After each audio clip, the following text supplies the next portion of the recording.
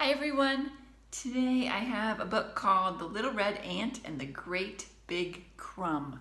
It says a Mexican fable, it's like a story, retold by Shirley Sclimo and illustrated by Francisco X. Mora.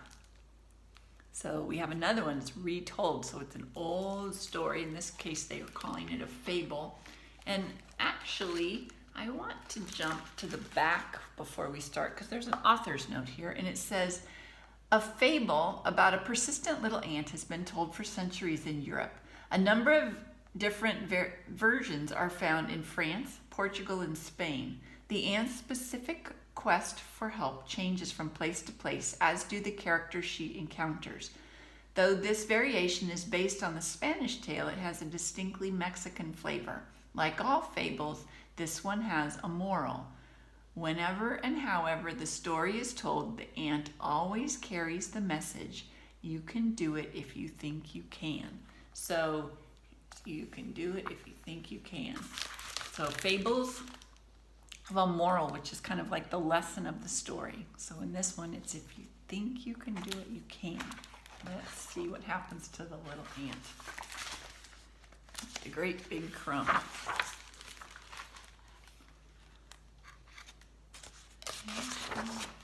Here we go. Once in a cornfield in Mexico, there lived a little red ant. She shared an anthill with her 999 cousins. They looked exactly alike, except for the little red ant. She was a bit smaller than the others. Do you see her? You see the ones a little redder and a little smaller? 999 cousins. Oh my goodness, that would be fun, wouldn't it? Early one fall morning, all the ants crawled from their anthill. They paraded single file across the field looking for food to store for the winter. Because her legs were shorter, the little red ant was the last in line. Amigos, she called, wait for me. Quick, scolded the others, pronto. The larger ants began to return to the nest, carrying scraps of corn on top of their heads. They left nothing behind for the little red ant. She spied something yellow under a leaf. It was the color of corn, but it smelled much sweeter. The ant guessed at once what it was. Torta! Exclaimed the little red ant. Perhaps a bird had dropped the cake from the sky. Perhaps a mouse had dug it from the ground. But now this wonderful crumb of cake belonged to her. Lucky me, said the little red ant. She tried to push the crumb. Ugh, she puffed. She tried to pull it. Ugh, she panted. She sighed and said, I need someone strong to carry my crumb for me.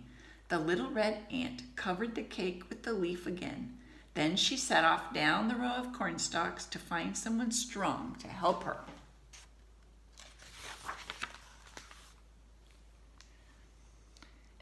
The ant had not gone far when she spied a log. A log is a nice place for resting, she said, climbing up on it. You think that's a log? Doesn't look like a log, does it? Get off! The ant jumped down. She discovered a pointy nose at one end of the log. At the other, she found a twitching tail. The ant guessed at once what it was. El lagarto, exclaimed the little red ant. Buenos dias, the ant said politely to the lizard. Good morning, I'm looking for someone strong. El lagarto puffed his cheeks. I'm so strong I can blow down an anthill. No, not that, the ant cried. I want you to carry my big crumb of cake. Too cold, grumbled the lizard. I'm as stiff as a stick until El Sol warms me up. Then El Sol is stronger than you are, said the ant. I shall ask the sun to help me. We can wait for him together, El Lagarto whispered. He flicked his long tongue. Come closer. No gracias, the ant said quickly. No thank you. She did not want to be breakfast for the hungry lizard. The little red ant ran down the row as fast as her 6 legs would take her. She had not gotten very far when she spied a cobweb stretched between 2 corn stalks. Shining through the web was the sun. "Lucky me!" cried the ant. "There is El Sol caught in a net." She scrambled up the stalk. "Stop shaking my ladder!" A little red ant spied something black and yellow skipping across the web. The ant guessed at once what it was. Can you see the web a little better? Is it really caught in the web? No. Who makes a web? "La araña!" exclaimed the little red ant. "Pardon," said the ant to the spider. "Excuse me, I'm climbing to the sun to ask him to carry my crumb of cake. El Sol is very strong." "Foolish ant," scoffed the spider. "No one can climb so high. Anyhow, I know someone stronger than El Sol." "Who?" asked the ant. "El Gallo. He wakes up the sun every morning." "Then I shall ask him to help me," declared the ant. "Stay a while," La Araña coaxed, "and keep me company." The little red ant gazed up at the spider. The sun had moved higher in the sky and no longer seemed caught in the web. A fly was caught instead. "No gracias," said the ant quickly. She did not want La Araña to tie her up like the fly. "No, thank you." Does the rooster really wake up the sun? The sun comes up and then the rooster crows, right? But the spider thinks the rooster is the one waking up the sun. The little red ant backed down the stalk and hurried on her way. She had not gone very far when she stumbled over the roots of 2 tall, thin trees. "¿Qué pasa?" a scratchy voice demanded. "What's happening?" The ant rubbed her eyes. She saw that the roots were really claws. She saw that the trees were really legs. She looked up and saw a fierce face with beady eyes bending over her. A yellow beak snapped open and shut, and a red topknot bobbled up and down. The ant guessed at once who it was. "El Gallo!" exclaimed the little red ant. "Por favor," the ant begged the rooster. "Please don't eat me. Ants taste horrible," squawked El Gallo. "Then will you carry my crumb of cake for me?" "I'm too busy," the rooster cocked his head. "Did you say cake?" "Si," said the little red ant. "Yes." "Cake tastes delicious," crowed El Gallo. "I shall eat your crumb myself." "But," the ant began. "Where is it?" The rooster ran about in circles. "Ah!" he screeched, and suddenly, "Listen." "To what?" asked the ant. "To that dreadful noise. It's the chicken chaser." "Ah!" Flapping his wings, the rooster flew up and over the corn stalks. Who do you think the chicken chaser is? The ant was glad to see El Gallo go before he found her big crumb. "Lucky me," said the little red ant, and hurried on her way. She had not gone very far when she came upon something big and bristly.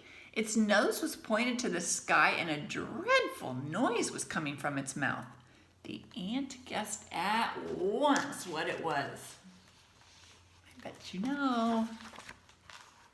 "El Coyote!" exclaimed the little red ant. "Hola!" the ant shouted to the coyote. "Hello!" El Coyote stopped in the middle of a howl and stared down his nose at the ant. "Don't bother me, I'm singing the sun a bedtime song." The coyote threw back his head, ready to howl again. "You must be strong to sing so loudly," said the ant. "Will you carry a big crumb of cake for me?" "Not now," said El Coyote. "Maybe tomorrow or next week." "But that might be too late." Suddenly the coyote picked up his ears. Hair stood on the end. "Mira," he yelped. "Look, it's the terrible hombre." El Coyote tucked his tail between his legs and dashed off through the cornstalk. Who's El Coyote afraid of? So far, they've all been afraid, right? Whoever's coming next. El Hombre. The little red ant was sad to see him go, but she shrugged and started on her way again.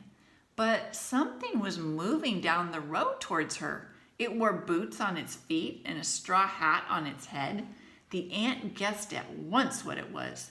El Hombre, exclaimed the little red ant. From far away, the man looked too small to help even an ant. But the nearer he came, the larger he got. He was soon taller than the cornstalks, and his shadow stretched halfway down the row. He grew so tall the little red ant could not even see the top of his hat. He's very big compared to an ant, isn't he? Senor, called the ant, please carry my cake for me. The ant did not hear her. He kept on walking. Now the little red ant looked up and saw something terrifying. The heel of his huge boot hung over her head. Alto! Exclaimed the little red ant. Stop! The man did not hear her. He kept walking. So the little red ant took a skip and a hop and caught a hold of his shoelace. She ran up his leg. The man rubbed his knee. So the little red ant scurried under his shirt. The man scratched his chest. So the little red ant skittered over his shoulders. The man slapped his neck. So the little red ant crept into his ear. She shouted with her loudest voice, "Help me!" "Yay!" yelled the man. "Ticklebugs!" He shook his head and jumped up and down. The straw hat flew from his head, and the little red ant tumbled down on top of it. The man ran across the cornfield, still shouting, "Ticklebugs!" There she goes. You see the little red ant? The ant watched him go. "Adios, senor," she called. "Goodbye." But then she thought of something quite surprising. I frighten El Hombre, who scares El Coyote, who chases El Gallo, who wakes up El Sol, who warms El Lagarto, who can blow down an anthill, so I am the strongest of them all. The little red ant crawled off the hat. She followed her trail back through the cornstalks, just the way she'd come. At last, she reached her crumb of cake and pulled off the leaf. She took a big, deep breath, and ever so slowly, she lifted the crumb. She lifted it up and up until she could put it on top of her head. And then, step by step, inch by inch, all by herself in the light of the moon, the ant carried her wonderful cake home to the anthill. She feasted on the crumb all winter long. And when springtime came, she was exactly the same size as her cousins. "Lucky me," exclaimed La Hormiga, the ant. She is. She's a little bit redder still, but she's the same size, isn't she? And that's the end. I hope you enjoyed that fable. I'll see you next time. Bye-bye.